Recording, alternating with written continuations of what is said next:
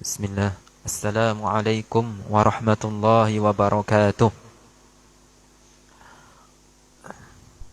Ila Nabil Mustafa Muhammadin sallallahu alaihi wasallam wa ila alihi wa azwajihi wa dhurriyyatihi wa ila ali kulli wa sahbi kulli minhum wa tabi'in wa atba'ihim wa man tabi'ahum bi ihsanin ila yaumiddin. Thumma ila jami' ikhwanihi minal anbiya'i wal mursalin والأولياء والشهداء والصالحين وجميع الملائكة المقربين خصوصا ساداتنا الشيخ عبد القادر الجيلاني وشيخ أحمد الرفاعي وشيخ عبد الله الهروي وشيخ الزرحلبي وشيخ محمد هاشم أشعري وإلى المؤلف هذا الكتاب مختصر سلم التوفيق وإلى من فتح الإسلام في هذه القرية Desa Jakatamu. Syahidullahu lana wa lahumul Fatihah. A'udzu billahi minasy syaithanir rajim. Bismillahirrahmanirrahim. Alhamdulillahi rabbil alamin. Arrahmanir rahim. Maliki yaumiddin. Iyyaka na'budu wa iyyaka nasta'in. Ihdinas siratal mustaqim. صراط الذين أنعمت عليهم غير المغضوب عليهم ولا الضالين رب اغفر لي ولوالدي وللمؤمنين آمين. Alhamdulillah, insyaallah pada pertemuan malam hari ini kita akan melanjutkan kitab Sulamit Taufiq, ya, Sulamut Taufiq ila mahabbatillahi ala tahqiq. Mari kita sama-sama mengikhlaskan niat mengharapkan ridho Allah Subhanahu wa taala dalam menghadiri majelis ilmu agama. Qala al-musannifu rahimahullahu taala wa nafa'ana bi ulumihi wa bi barakatihi fid dharain. Amin. Daruriyatul i'tiqad. Qala al-muallif rahimahullah faslun ay hadha faslun yajibu ala kaffatil mukallafina ad-dukhulu fi dinil Islam was-thubutu fihi ala ad-dawam waltizamu ma lazima alayhi minal ahkam. Famimma yajibu ilmuhu wa i'tiqaduhu mutlaqan wa nutqu bihi fil hali in kana kafira wa illa fa fis salati asy-syahadatani wa huma asyhadu an la ilaha illallah wa asyhadu anna muhammadar rasulullah. Alhamdulillahi rabbil alamin. Kita sudah masuk pembahasan tentang daruriyatul i'tiqad, ya, daruriyatul i'tiqad atau apa? Bab pokok-pokok akidah. Ya. Kenapa dimulai dengan pokok-pokok akidah terlebih dahulu? Ya. Dikarenakan apa? Mengenal Allah dan beriman kepadanya dan Rasulnya adalah kewajiban yang paling penting dan paling utama. Ya kan? Mengenal Allah dan mengenal Rasulnya adalah pengetahuan, adalah kewajiban yang paling penting dan paling utama, ya. Maka dari itu pengarang muallif rahimahullah memulai kitabnya dengan pembahasan tentang perkara-perkara akidah yang mana ini apa? Pasti dibutuhkan oleh seorang mukallaf, ya, seorang mukallaf. Faslun, nah, kalau dimaknani Jawa ai hada faslun utawi iki iku fasal. Nah, penjelasan makna dua kalimat syahadat, ya. Yajibu ala kafatil mukallafin. Jadi wajib bagi setiap orang yang mukallaf, ya. Siapa itu mukallaf? Al-mukallaf huwal balihul aqil alladzi balaghathu da'watul Islam. Ya, ai man balaghahu annahu la ilaha illallah wa anna muhammadar rasulullah. Jadi yang dimaksud mukallaf, ya, siapa itu mukallaf, ya, beda ya. Muallaf dengan mukallaf, ya. Ini kita bahas tentang mukallaf. seorang yang mukallaf adalah siapa? Wal baligh, orang yang baligh. Ya, seperti halnya kita tahu baligh ukuran kalau seorang laki-laki itu apa? Genap usia 15 tahun komariah. Nah, dalam fikih kan seperti itu. Orang yang baligh ketika seorang tersebut seorang laki-laki, maka apa? Orang tersebut genap usia 15 tahun komariah. Ya. Atau dia apa? Telah keluar sperma atau air mani, maka orang tersebut sudah dikatakan baligh. Nah, ini bagi seorang laki-laki. Kalau perempuan apa? Dengan darah haid, maka ini sudah dikatakan baligh. Ya, itu seperti itu. Jadi nggak harus tanda-tandanya semua terkumpul. Maksudnya gimana? Meskipun ya si anak tersebut belum usia 15 tahun, akan tetapi sudah keluar mani ataupun sperma, maka sudah dikatakan orang tersebut orang yang baligh. Ya, ataupun sudah apa? Sudah keluar darah haid.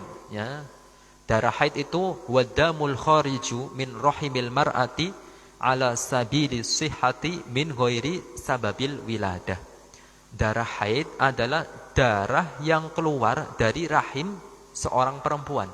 Ala sabili sihhati. Ya, bukan lewat apa? Bukan lewat melahirkan ataupun darah yang lain, tapi darah yang sehat. Ala sabili sihhati min ghairi sababil wiladah. Tanpa sebab melahirkan. Ya, ini dikatakan darah haid. Jadi apabila seorang perempuan telah keluar darah haid, maka ini sudah dikatakan baligh. Ya, ini syarat mukallaf yang pertama adalah baligh. Bisa diketahui apabila seorang laki-laki genap usia 15 tahun komariah, atau dengan apa? Keluar sperma. Atau perempuan maka dengan keluar darah haid. Apabila tanda-tanda ini terdapat, ya, terdapat dalam salah satu laki-laki ataupun perempuan dengan darah haid misalkan, atau keluar mani, maka ini dinamakan orang tersebut sudah dikatakan baligh. Ya. Satu, mukallaf harus baligh. Kemudian berakal sehat. Maksudnya apa? Bukan orang gila. Ya, bukan orang gila. Jadi sudah baligh, berakal sehat, dan apa? Allazi apa? Sudah sampai. Ya. Wal aqilu wal balighul aqil allazi balaghathu da'watul Islam. Dan orang tersebut sudah tersampaikan padanya dakwah Islam. Apa yang dimaksud pokok dakwah Islam? Yaitu 2 kalimat syahadat. Jadi misalkan nih, kita pas kecil ataupun ketika kita mendengar azan, tahu kan makna asyhadu alla ilaha illallah wa asyhadu anna muhammadar rasulullah. Tahu, kita mendengar, ya, mendengar dua kalimat syahadat. Dan kita tahu maknanya, bahwasanya aku bersaksi, maksud bersaksi apa? Mengetahui, ya, meyakini dan mengucapkan dengan lisan bahwasanya tidak ada yang berhak disembah melainkan Allah dan Nabi Muhammad adalah utusan Allah. Maka ini sudah dikatakan apa? Sampai padanya pokok dakwah Islam. Ya, jadi mukallaf itu harus 3 syarat ini.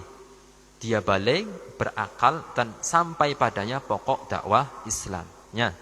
Maka jangan bingung-bingung ketika kita membahas mukallaf, yang dimaksud adalah orang yang baligh, yang berakal, dan telah sampai padanya pokok dakwah Islam. Itu yang dimaksud dengan mukallaf. Apa kewajiban seorang mukallaf? Apa? Yajibu ala kafatil mukallafina ad-dukhulu fi dinil Islam, untuk masuk ke dalam agama Islam. Ya, untuk masuk ke dalam agama Islam. Karena agama Islam adalah agama seluruh para nabi. Ya. Kullul anbiya muslimun. Ya, seluruh para nabi itu beragama Islam. Tidak ada para nabi yang beragama selain agama Islam. Karena jelas dalam Al-Quran, Inna dina indallahil Islam. Agama yang benar, ya, menurut Allah Subhanahu wa ta'ala hanya satu, yaitu agama Islam. Itu agama seluruh para nabi, itu agama Islam. Ya, dari Nabi Adam sampai ila Nabi, ya, sampai Nabi Muhammad, semuanya beragama Islam. Kullul anbiya'i muslimun. Seluruh para nabi itu beragamanya Islam. Ya, seperti itu. Jadi kewajiban seorang mukallaf adalah untuk masuk ke dalam agama Islam. Ya, jadi apabila mukallaf tersebut seorang yang bukan Islam, maka wajib baginya untuk masuk ke dalam agama Islam. Yang sudah Islam bagaimana? Kayak kita kan, alhamdulillah kita lahir dalam keadaan apa? Sudah apa? Keluarga kita, orang tua kita dalam keadaan muslim. Ya, itu seperti itu. Maka entar ada kewajiban mengucapkan 2 kalimat syahadat. Kapan? Entar akan dibahas. Ya. Jadi mukallaf apabila mukallafnya. Jadi mukallaf itu ada 2. Ya. Ada mukallaf yang bukan Islam, ada mukallaf yang Islam. Ya. Mukallaf yang bukan Islam, kewajibannya masuk ke dalam agama Islam. Seketika itu juga. Ya, paham ya? Kemudian apa? Wasubutu fihi 'ala dawam. Ya. Setelah orang tersebut masuk ke dalam agama Islam, kemudian kewajiban selanjutnya adalah untuk meyakini selama-lamanya. Jadi kita wajib meyakini agama Islam selama-lamanya. Sekiranya bagaimana? Sekiranya hatinya itu bersih. Dari apa? Dari ada cita-cita untuk keluar dari agama Islam di masa yang akan datang. Karena para ulama mengatakan apa? Ada sebuah kaidah. Ya. Man azama 'alal kufri fil mustaqbal, ya, kafara fil hal. Jadi barang siapa yang ada keinginan, bercita-cita untuk keluar dari agama Islam di masa yang akan datang, maka orang tersebut telah keluar dari agama Islam seketika itu. Nah, makanya kewajiban bagi kita apa? Menetap selama-lamanya, ya, menetap selama-lamanya di dalam agama Islam. Sekiranya hatinya itu bersih untuk ada niatan keluar dari agama Islam, ya. Juga apa? Waltizamu ma lazima alaihi minal ahkam. Kewajiban seorang mukallaf setelah memeluk agama Islam, meyakini selama-lamanya juga apa? Melaksanakan segala hukum yang diwajibkan kepadanya. Ya, hukum-hukum yang diwajibkan syara. Nah, misalkan dia diwajibkan kepada sholat, mulai dari dia baligh, ya, mulai dari dia mukallaf itu sudah melaksanakan sholat. Sudah, jangan ninggal-ninggal sholat lagi. Ya. Jadi seperti itu ya. Ini mukallaf itu syaratnya ada 3. Orang tersebut dikatakan mukallaf itu ada 3. Yang pertama baligh, berakal sehat, maksudnya bukan orang yang gila. Kemudian telah sampai padanya pokok dakwah Islam, yaitu 2 kalimat syahadat. Paham ya? Nah, kemudian apa? Dari sini kita paham bahwasanya anak kecil, ya, anak kecil yang meninggal sebelum baligh, maka tidak akan dimintai pertanggungjawaban di akhirat. Paham ya? Seperti itu. Jadi anak kecil yang meninggal sebelum baligh itu apa? Tidak akan dimintai pertanggungjawaban di akhirat. Kenapa? Karena dia belum ditaklif, dia belum mukallaf. Ya, laisa alaihi mas'uliyatun fil akhirah. Kata para ulama seperti itu. Orang yang anak kecil yang meninggal sebelum baligh, maka ini selamat. Ya, selamat. Maksudnya gimana? Dia tidak akan dimintai pertanggungjawaban. Kenapa? Karena dia belum mukallaf. Ya, itu seperti itu. Demikian pula orang yang gila. Ini biasanya menjadi pertanyaan nih. Orang yang gila bagaimana? Orang gila, ya, apabila orang tersebut gilanya sebelum baligh dan terus berlanjut hingga setelah baligh, ya, gilanya ini sebelum baligh. Sampai dia balik masih gila, ya. Kemudian dia meninggal dalam kondisi gila juga, maka ia bukan mukallaf, ya, bukan mukallaf. Maksudnya gimana? Ya udah jangan dikatakan, wong edan salat toh. Tidak seperti itu, karena dia bukan mukallaf. Ya, paham ya? Kenapa dia tidak dikatakan mukallaf? Karena syarat mukallaf itu tidak ada pada dia. Apa? Yaitu berakal sehat. Ya, paham ya? Seperti itu. Ya. Demikian pula orang yang hidup dalam kondisi baligh, ya. Kemudian dia berakal, kemudian dia yang belum sampai padanya pokok dakwah Islam, yaitu 2 kalimat syahadat, itu juga tidak dikatakan seorang yang mukallaf. Ya, itu seperti itu. Jadi orang yang mendengar 2 kalimat syahadat nih, ya, baik itu dalam azan ataupun dalam bahasa Arab, sedangkan orang tersebut kondisinya baligh, berakal, maka dia adalah mukallaf. Faham ya? Faham. Nah, kemudian jika dia tidak masuk ke dalam agama Islam bagaimana? Maka dia berhak mendapatkan siksa di keabadian di neraka. Ya, itu seperti itu. Ini hal-hal yang seperti ini sifatnya itu dasar. Ya, dasar. Ya, dasar. Sifatnya itu dasar. Kita harus tahu kewajiban kita sebagai apa? Seorang mukallaf itu apa. Makanya ya, dulu itu biasanya kalau para kiai itu ngomong, ketika ente sudah balik harus niat. Niatnya apa? Melaksanakan semua kewajiban, menjauhi semua yang dilarang. Dari situ paham bahwasanya duduk kalau diniati menghindari maksiat itu berpahala, ya kan? Ataupun makan, makan nih hukumnya kan mubah. Kalau diniati supaya kuat ibadah kan juga berpahala. Dalam Zubat disebutkan, lakin idza nawa bi aklihi quwa di taatillahi lahu ma qad nawa. Ya, dalam Alfiyah Zubat kan disebutkan seperti itu. Lakin idza nawa bi aklihi quwa di taatillahi lahu ma qad nawa. Apabila seorang makan, ya, sarapan, ma'am, dahar misalkan, tujuannya supaya kuat ibadah, ini berpahala. Berpahala. Terus naumu soimin gimana Kang? Biasanya jadi pertanyaan nih. Jarene turune wong puasa kayak ganjaran. Iya benar ganjaran apabila diniati supaya terhindar dari maksiat. Kalau misalkan sudah tahu azan, saya mau tidurlah supaya tidak sholat, kan beda lagi. Ya, kan? Ini semua tergantung niatnya. Nah, maka itu seperti itu. Tadi disebutkan bahwasanya lakin idza nawa bi aklihi quwa li taatillahi lahu ma qad nawa. Jadi itu kesimpulan dari penjelasan dua makna syahadat, kewajiban seorang mukallaf adalah masuk ke dalam agama Islam, ad-dukhulu fi dinil Islam was-subutu fihi ala dawam waltizamu ma lazima alaihi minal ahkam. Ya. Kewajiban seorang mukallaf. Mukallaf tadi orang yang balik, berakal dan telah sampainya pokok dakwah Islam. Apa? Yaitu dua kalimat syahadat. Ini kewajibannya apa? Satu, memeluk agama Islam, meyakini selama-lamanya dan melaksanakan segala hukum yang diwajibkan kepadanya, mulai dari sholat dan sebagainya. Nah, ya, itu mungkin pertemuan singkat pada malam hari ini. Ya. Harap diulang-ulang ya. Ini karena ini kitab Sulamut Taufiq. Ya, Mbah Hasyim Asy'ari itu beliau berwasiat ya, berwasiat kepada kita dalam kitabnya Adabul Alim wal Muta'allim.